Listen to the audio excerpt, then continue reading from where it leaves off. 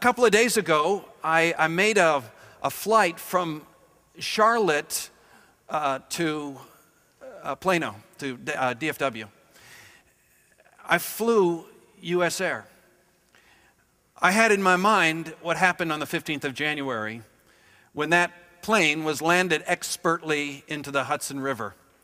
And all those people that were in coach, economy, and first class made it out alive, a miracle landing.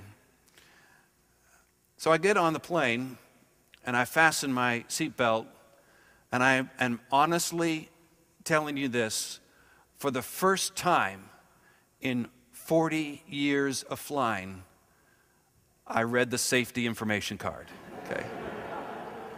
And when that flight attendant was talking about, and behind you, you will see the exits, and I saw people, again, for the first time in decades, turn around to be sure they knew where those exits were. The deal is this: sometimes you run across something that is so earth-shaking or earth-shattering that it changes everything, changes your perspective, and you say of yourself and maybe of your life, this changes everything. From now on, I can no longer just, in this case, get on a plane as if everything's going to be fine. I have to get prepared for the worst. Look at this building. This is an amazing piece of architecture. It didn't start out that way.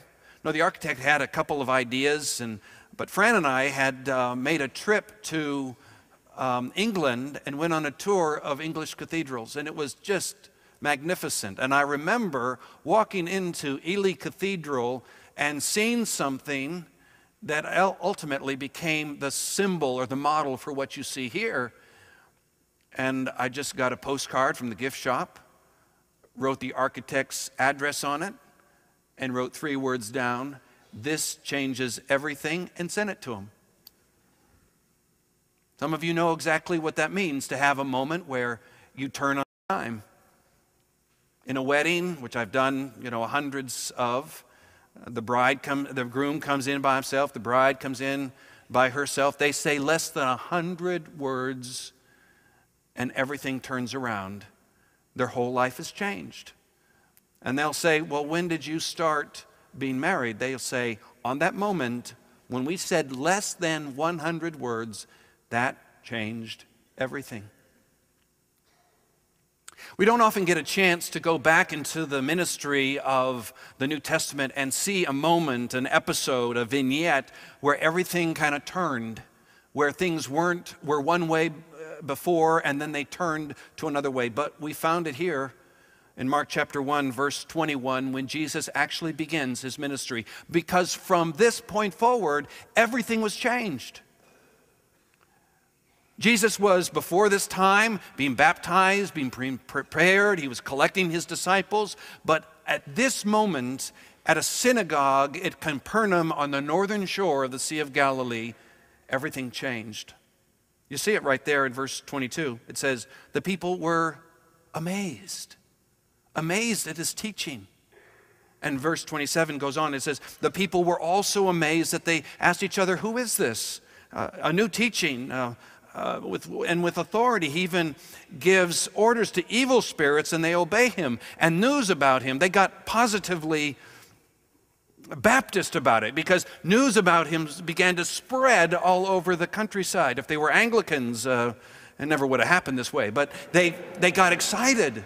And they said, "This changes everything. We have heard something with our own ears. We have seen something with our own eyes that changes everything." In fact, when I read the New Testament, I see this a lot. I see that Jesus would have these encounters with people, and they changed him. These encounters changed, for example, the woman at the well. She was convicted of her sin. She was outed by Jesus. And she went to all of her friends in that town and said, "Hey, you need to come see the man that told me everything I ever did." I think about that old Pharisee, Nicodemus, who snuck up to Jesus at night, was so afraid of being seen with him, and he had just a few words with him. And Jesus told him, you've got to be born again. He didn't understand what it meant, but he figured it out. And by the end of the gospel, guess what he's doing? He is taking the body of Jesus for burial. He becomes a disciple. I think about half the New Testament written by a man who was headed in one direction, the Apostle Paul. He was persecuting the church. He was on his way to Damascus in Lebanon and modern-day Lebanon, and he had papers from officials to kill Christians. And Jesus met him, not face to face, but met him on the road and changed his life. Struck him down, blinded him, so he could finally see. And half the New Testament is written by a man who would say of himself, when I met Jesus, it changed everything. I just got to tell you, that's the heart of the human response to Jesus. It happened to me. I mean, so many of you, I've been here long enough that many of you know the story, but you know, the fact that I'm doing what I'm doing is a complete surprise to me. Not what I envisioned doing with my life, not envisioned what my mom had for me. I was a microbiology, medical technology major at the University of Arizona in Tucson. I was headed one way toward the sciences. I envisioned my life in research and spending my life behind a microscope, not a microphone. And I was sitting in a microbial physiology class and I heard a word from God. Help me.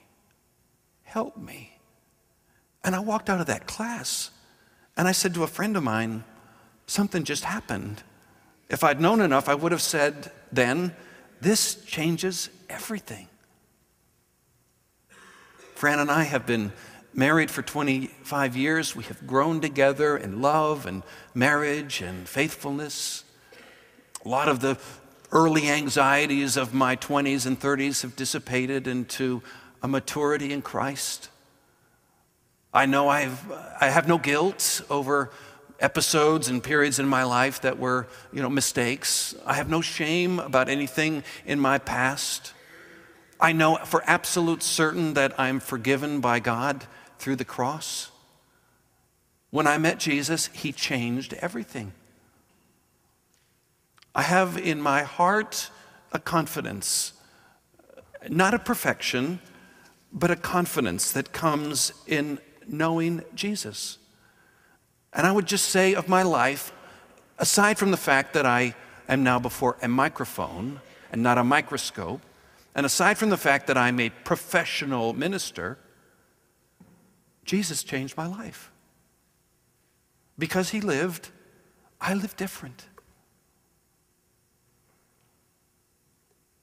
I've never put you on the spot like this, but I'd love for you to just give a testimony here this morning by raising your hand. If you can say with me, hey, I don't live it perfectly.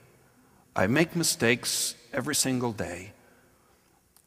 But because Jesus lived, I live differently. Put your hand up if that's true of you. Look around. See, that's the human impact of Jesus. A couple years ago, I read this book, What If Jesus Had Never Been Born?